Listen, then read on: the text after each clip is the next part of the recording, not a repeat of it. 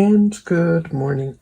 Welcome to Saturday, December 12th. It is now day 12 of our COVID Christmas books. I'm Pauline. I run the Scrapbook Room, a mobile and online scrapbook store, and I also offer inspiration and friendship through the Scrapbook Playroom, a private Facebook group for paper crafters just like you. Let's get started with today's prompt. Today we're talking about TV time. It's another Friday night in December and we have no parties to attend. Or do you consider it a break from the usual Christmas hubbub? Either way, it's probably TV time. So what are you going to watch? Do you have favorite Christmas shows? Are you a Hallmark movie buff? How about something like The Voice's Christmas show? Or are you more of a Michael Bublé fan? Then there's the old favorites, the kids' shows, like Charlie Brown and Rudolph and The Grinch Stole Christmas. How about a classic movie? What's the one you must watch? Miracle on 34th Street? It's a Wonderful Life? Or is there something more modern? Or is there a show you just have to watch year after year? I admit I always look for the holiday baking championship. But think about TV in general. How have your TV watching habits changed during COVID? Do you watch more TV? Have you changed the type of shows you watch? Do you watch more Netflix or Crave or some other streaming service? Or do you watch more news these days? Have you taken to ignoring the craziness and picking up books instead? If you don't want to talk about TV in your album, that's fine. Try to use a TV or movie related title to a page. Think It's a Wonderful Life, Saturday Night Live, The Grinch. Anything goes. What can you come up with? If you're using some sort of pop culture title, you might want to explain what it is in your journaling so it makes sense to your album viewers in years to come. Now go have fun with that, and I'll be right back. For today's small album, I used an office label for my photo mat. It was the perfect size and already had adhesive on it, so it laid down nicely. And the scalloped corners add just a little bit of interest to the page. These pages are so tiny, adding interest in subtle ways like this are always a help. I printed a label with the words Love Actually from the modern day Christmas movie of the same name. The photo added to this page could be anything you love, actually.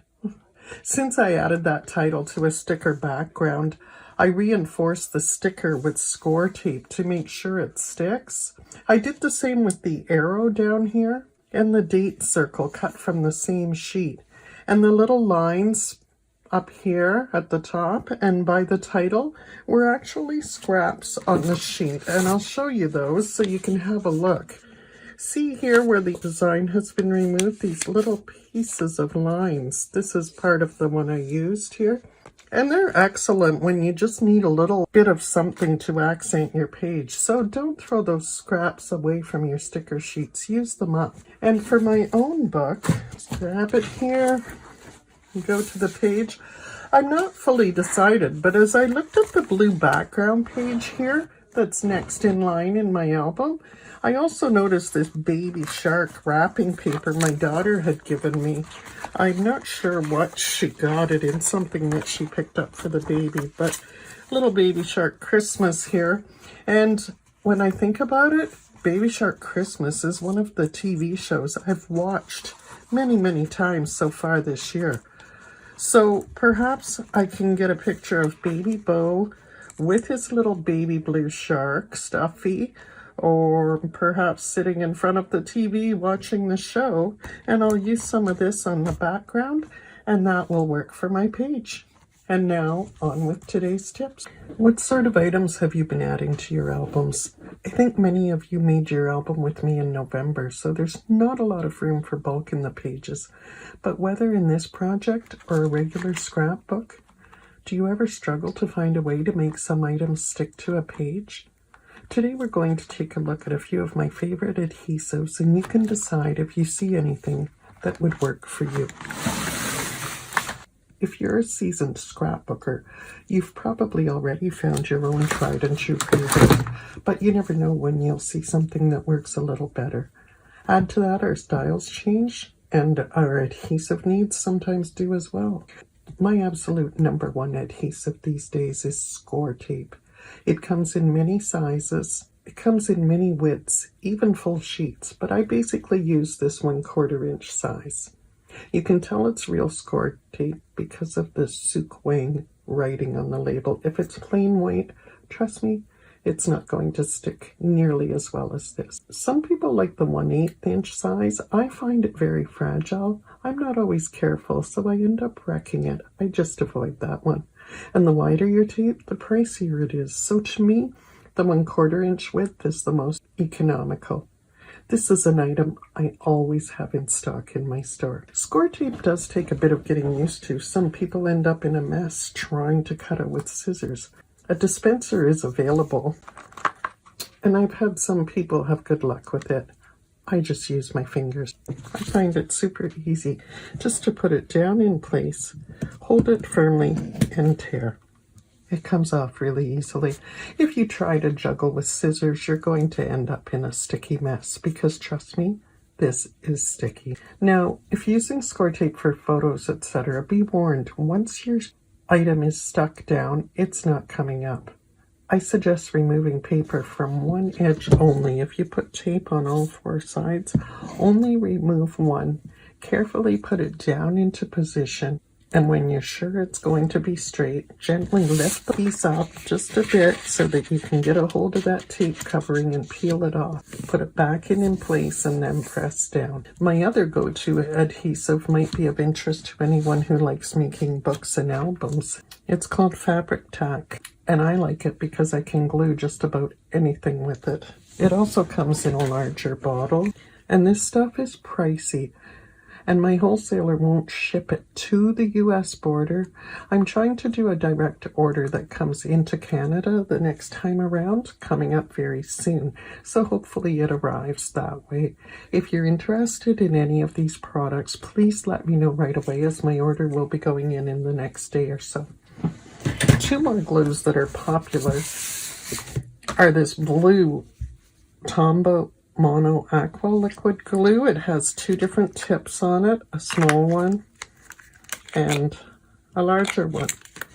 And there is also this green bottle that is a mono multi-liquid glue. Again, same thing, the smaller tip and the larger tip. These are both fine. I have used them. I don't use them a lot these days, but I do know a lot of people still swear for both of these.